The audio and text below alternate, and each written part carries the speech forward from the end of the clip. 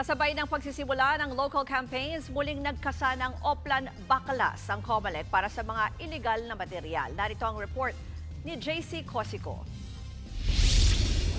Mga campaign poster ng mga kandidatong nakapaskil sa footbridge, pati na yung hindi gawa sa environment-friendly materials. Lahat ng yan, pinagbabaklas ng Commission on Elections at ng MMDA sa isinagawang Grand Operation Baklas sa Pretil, Tondo, Maynila kanina. Kasabayan ng unang araw ng local campaign period para sa Bilang Pilipino 2025. Illegal kasi ang mga yan dahil bukod sa pasok dapat sa 2x3 feet na sukat, gawa rin dapat sa biodegradable materials at nakapaskil sa itinaktang lugar ang mga poster.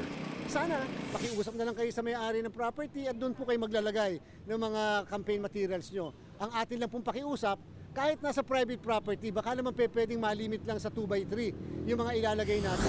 Sa Quezon City, maaga ring sinimula ng Oplan Baklas. Sa Kalayaan Avenue, tinanggal ang mga poster na di pasok sa tamang sukat at wala sa common poster area. Ang mga binaklas na campaign materials isinakay sa truck at idodonate daw sa Eco Waste Coalition at sa BJMP para ma-recycle. Ayon sa COMELEC, warning muna ang kakaharapin ng mga kandidatong may illegal campaign posters ngayong araw. Pero simula bukas, bibigyan nila ng notice ang mga magpapasaway para tanggalin ang illegal campaign posters. Kung hindi yan magawa sa loob ng 3 araw, papadalhan sila ng show cause order ng poll body. Wag na wag daw itong babaliwalain dahil baka mauwi yan sa disqualification. Kaya panawagan ng COMELEC sa mga partido, i-train muna ang mga taga-kabit nila ng mga campaign materials para masigurong pasok sa guidelines.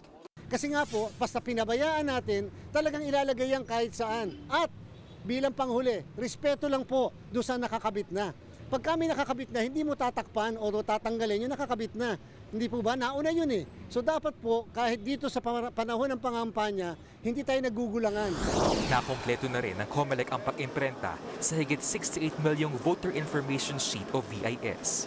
Makakatanggap niya ng bawat botante kung saan nakalagay ang kanilang pangalan, pati na kung saan at paano sila boboto. May larawan din na mismong balota para magabayan sila. Nagbabalita mula sa Frontline, JC Cosico, News 5. Mga kapatid, ako po si Ruth Cabal. Maging maalam at may pakialam sa mga may init at rumaratsyadang balita sa Frontline Express. Para maging updated sa balitaan, mag-subscribe lang sa social media pages ng News 5.